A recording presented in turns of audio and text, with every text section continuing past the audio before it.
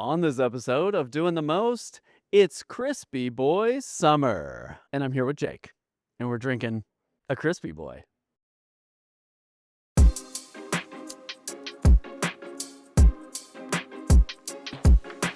Crispy Boi Summer, you can bet I'm a stunner. Crack a cold one, no bummer. It's a Crispy Boi Summer. It's Crispy Boi Summer. We're doing a 13-part series showcasing how amazing session meads can be. And they are amazing. Everyone likes a nice, light, sparkling drink during summertime, and having a little bit of honey in there, or maybe some fruit or some spice or some zest, adds just like another layer of awesome to the session mead. My buddy Jake here is here to judge and run Mead Stampede with us. And he is probably one of the bigger fans in the United States of crispy, crushable session meads. Everyone understands big giant meads. You express a lot of honey, and you use that honey to cover up a big alcohol presence. And we've had them. We've been doing them for decades. But this session mead, lower ABV, crushable, crispy, where does it belong? Not just on where does it belong on the shelf, where does it belong in your heart? It belongs in a place where you're thirsty in the dead of summer and you want something that's crispy and crushable.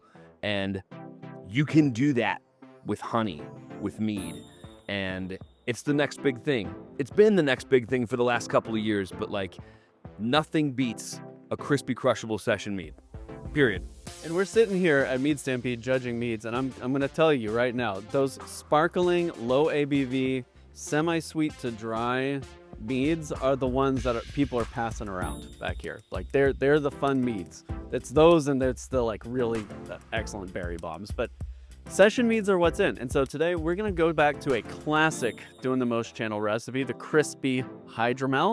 I'm going to show you how to make it in a 1-gallon batch, and then we're going to taste it. So here's how it's done. We will start with 1 1/4 pounds of honey in our fermenter and the juice of half a lemon. Then we're adding 1/8 teaspoon of malic acid and 1 gram of wine tannin. Then in goes our filtered water.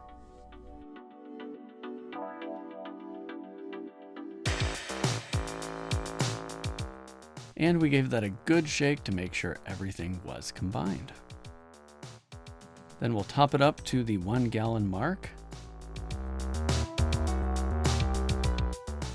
And I'm adding 3 grams of ale yeast, but you could use a whole pack of ale yeast or a pack of wine yeast.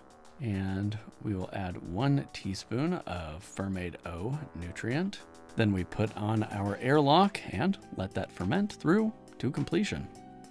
Once fermentation was done, and we had confirmed that it was done with consistent hydrometer readings, we added 8 ounces of erythritol to our vessel and racked it to secondary. Erythritol is a non-fermentable sweetener, so the yeast can't eat it, but that means we can make a sparkling and sweet drink. So once that had cleared, we added 1 teaspoon of granulated sugar to each of our 12-ounce bottles, and racked on top of that. So now there is edible sugar for the yeast in those bottles, as well as an inedible sweetener so that they can stay sweet. So we just cap it, let the yeast do their work on that teaspoon of sugar, and these bottles will become carbonated in 4 to 6 weeks.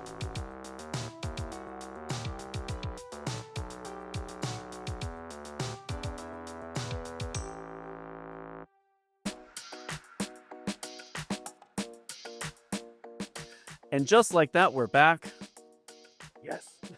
Let's drink a Crispy Hydromel. I'm going to pass you the microphone for a minute so that I can pour us some drinks. I've been a member of the channel for 5 years. Doing the Most has been putting out really awesome videos, and you will not go wrong if you follow one of his recipes. I highly suggest signing up, joining, becoming a member. We have our own Discord server, discord.doingthemost.org. I hang out there a lot.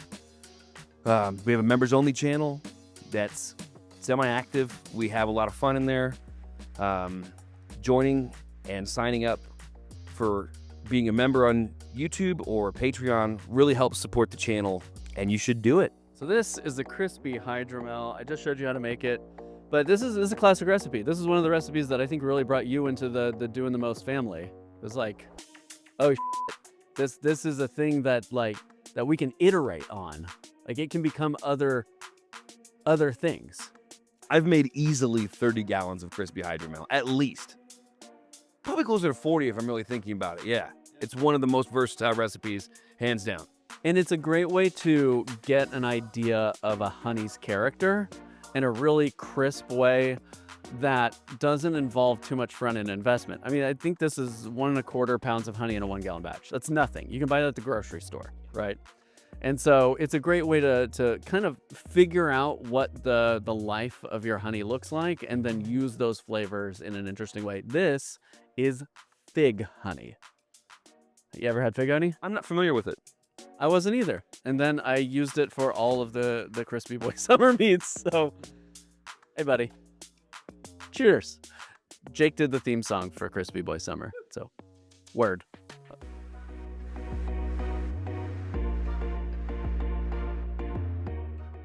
Oh my God, this is amazing. Dude, take the mic. Can I just drink for a while? We've only been drinking all day the last 2 days. Nothing quite as crispy and crushable and sessionable as this. I want to go outside in the hot heat so I can drink this in a hot day. Yeah. In the Crispy Boi Summer. You know what I'm saying. Jake's a big fan of kegging. As you know, I am too. I've got a whole video on how to build your own keezer. This is bottle conditioned. This is sweetened with erythritol and bottle conditioned. And that was kind of one of the goals of this series, was to show you that you can do this kind of thing without a kegging system. It involves a little bit more knowledge and skill, but not so much that it is out of reach for a beginner brewer.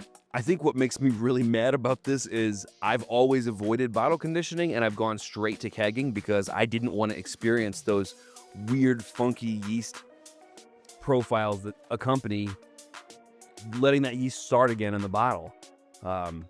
This does not have any of that. This is really smooth. Way smoother than I ever thought bottle conditioning could be. This is super crispy, super crushable. I want to talk about the honey a little bit. I don't know. It's got just a little bit of nuttiness, and it's got like dark, almost like a little bit of rosy florals to it. It's fairly complex. It's right. It's like a deep floral. It's not like a white blossom summer springtime floral. It's a deep rosy almost. Jake, thanks for being here. Thanks for doing the theme song for the show, for believing in the channel, and for tasting a really crushable Crispy Hydromel with me. Make all of these and give us some feedback on them. And again, make sure you balance your recipe to your flavor profile, particularly around sweetness. This whole series, I just sweeten them all to exactly the same level, but you might like a little bit more, a little bit less. So really taste it along the way as you're balancing. You want it to be perfect when it goes into the bottle, knowing that the carbonation is going to cut your sweetness just a little bit. Make sure you hit that subscribe button and ring that notification bell so you don't miss any upcoming content from us here at Doing the Most. Like Jake said, jump over to discord.doingthemost.org and join our community. We have a very lively meme-focused community over there. I'm sure you'll see evidence of that if you join the Discord. Hello? Please? Hello? Please? See? Until next time, happy brewing. Cheers. And cheers. Homemade brews and various how-tos, everything from mead to roast, bake creation, fermentation, inebriation, doing the most.